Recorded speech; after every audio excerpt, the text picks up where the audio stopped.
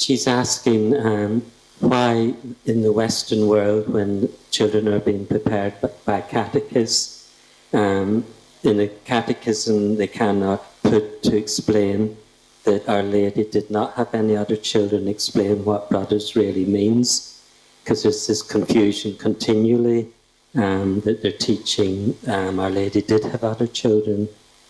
So if it was in the catechism to explain properly that she did not have any other children and that brothers really means cousins. In the official catechism of Saint John Paul II, it is explained. It is explained. In that catechism is very clear the explanation. In the other catechism, the problem is the bishops, because some bishops they receive the formation only on the Bible, and unfortunately, most of part of exegesis, biblical exegesis in the Catholic school is made by Protestant authors. Also, Catholic bishops studied exegesis, biblical exegesis from Protestant author, and the Protestants, they unfortunately they are blind. They are totally blind, and they interpret wrong, very wrong, the Holy Scripture about Our Lady. But there is some exception. And this exception is pointed out very well from a good author, Catholic author. I recommend you. His name is Brant Pitre. He's an American one.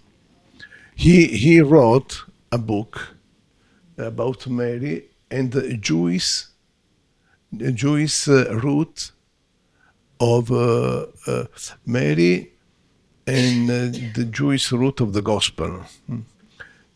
This title is doesn't help to understand the content, because in reality this book is an interpretation of all Marian passages of the Bible, looking in the Old Testament with a continuous relation between the figure of Our Lady in Old Testament and the Marian recount in the New Testament. And in this work of relation,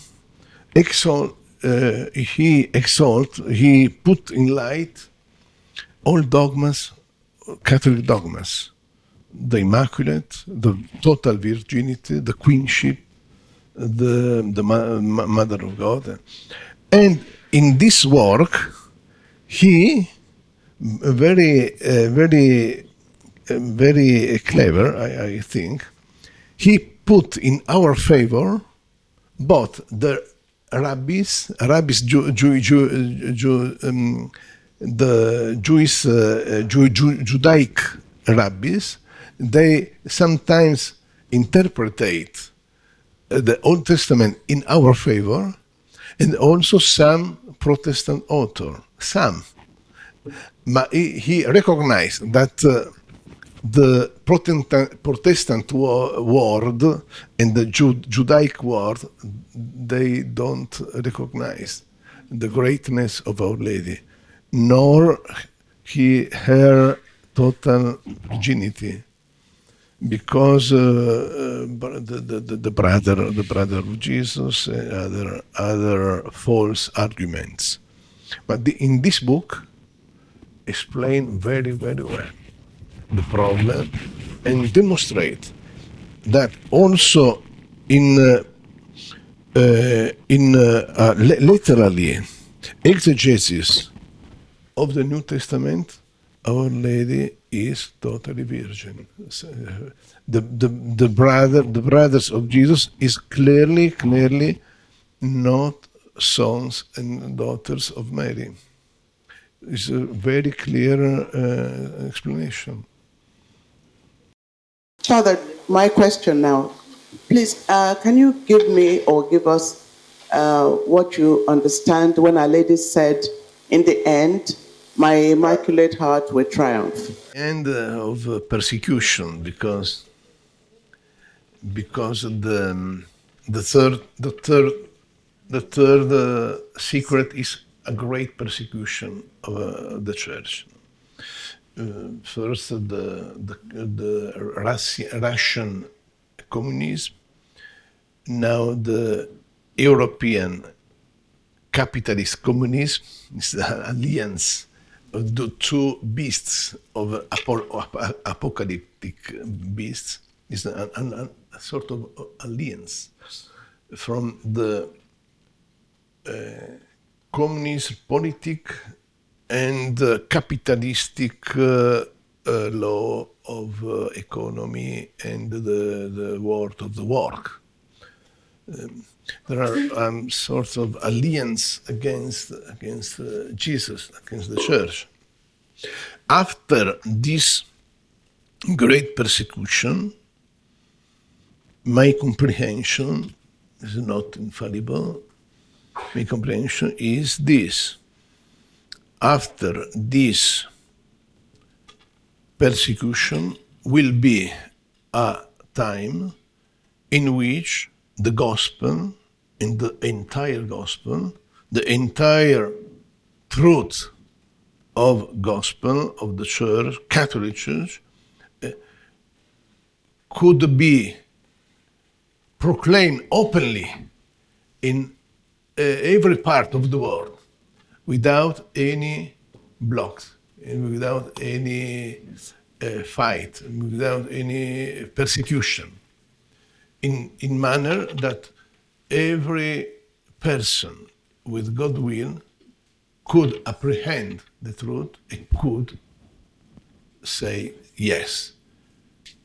But someone will say yes, someone will say no.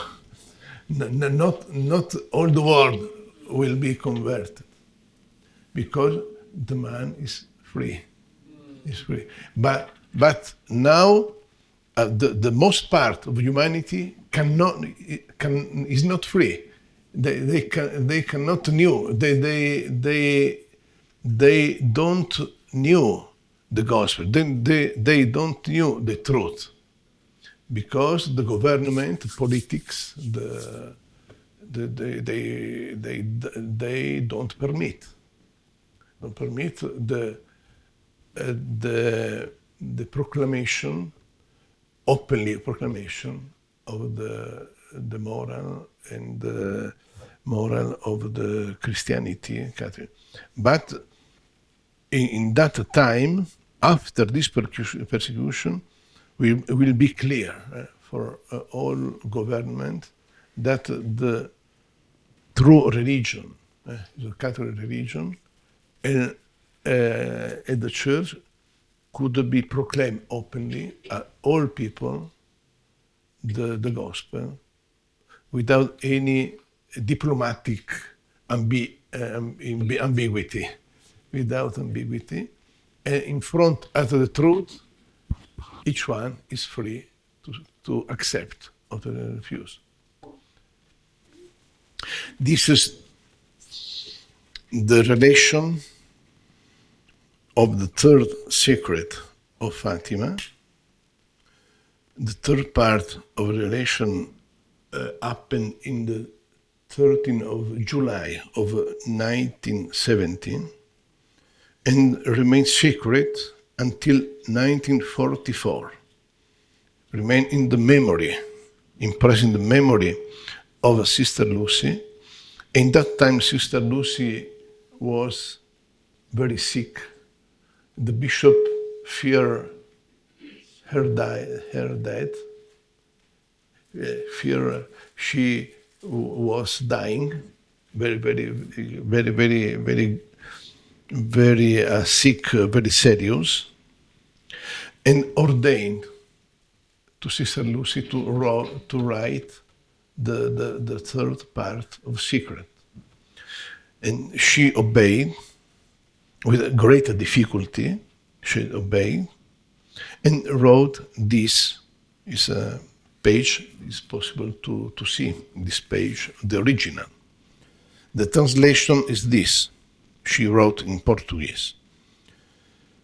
At the left of Our Lady, and a little above, we saw an angel with a flaming sword in his left hand, flashing. It gave out flames that looked as though they would set the world on fire. But they died out in contact, the fires died out in contact with the splendor that Our Lady radiated toward him from her right hand. Pointing the earth with his right hand, the angel cried out in loud voice, "Penance, penance, penance." We saw in an immense light that is God something similar to how people appear in a mirror when they pass in front of it a bishop dressed in white.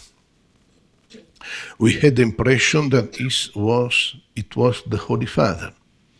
And other bishops, priests and men and women, religious, going up a steep mountain, at the top of which there was a big cross of rough-hewn trunks, as of a cork tree with the bark. Before reaching there, the Holy Father passed through a big city, half in ruins and half trembling with a halting step, afflicted with pain and sorrow.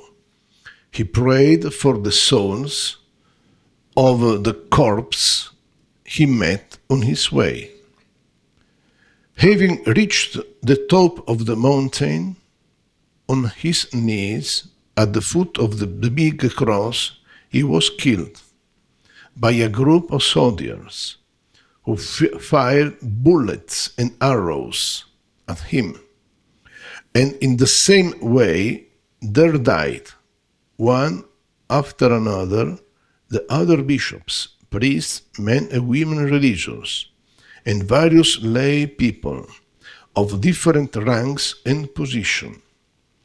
Beneath the two arms of the cross, there were two angels, each with a crystal aspersorium in their hand, in which they gather up the blood of the martyrs, and with it sprinkle the souls that were making their way to God.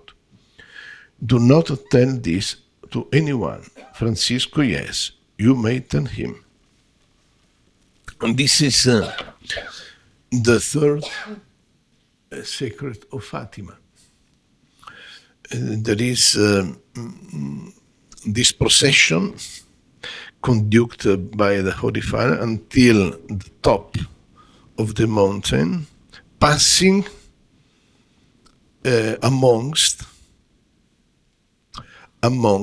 a big city half in ruins, not totally ruins, half in, this is the church, half, because the church cannot be totally ruined, because he has the sustain, he is sustained by God. Jesus permitted the assistance against the power of the hell. The power of hell never prevail upon the church, but the devil, the evil power could destroy part of the church. A big city half in ruins and half trembling with a halting step. Afflicted with pain and sorrow, he prayed for the souls of the corpse he met on his way. The interpretation is not only the great persecution of the 20th century. The 20th century is a century with the biggest persecution against the church. For communism, for Nazism, for Islamic, is a bloody century. But I heard an interpretation also spiritual. Here are not only victims of material persecution, but also victims of cultural, spiritual persecution. The death, strike before the soul with heresies, with the infidelity. No? For example, in the second part of the 20th century, we assisted at the biggest treason never happened in the church from priests, sisters, and religious people. Thousands of priests, nuns, and monks, they left the convent, left the church, left the vows. This is a sort of death worse than the persecution. Is the effect of that error of Russia. The error of Russia, the communism, the atheistic view of the life produced this great crisis of the faith inside the church, but cannot destroy it totally. Because in that time in which thousands of priests and nuns left the convent, left the parish church, our founders started our community. 1970 is the year of great treason and the great fidelity. It's always is so. In the church,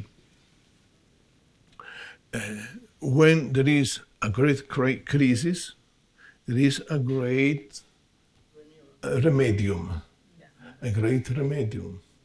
The remedium is our community, but in that year started other good reality in the church. 1970 started our community, started the Franciscan of renewal, started some monasteries in France, very good, very Catholic. Started all other movements, very Catholic, very powerful in the church. So this is an and prophecy not yet ended.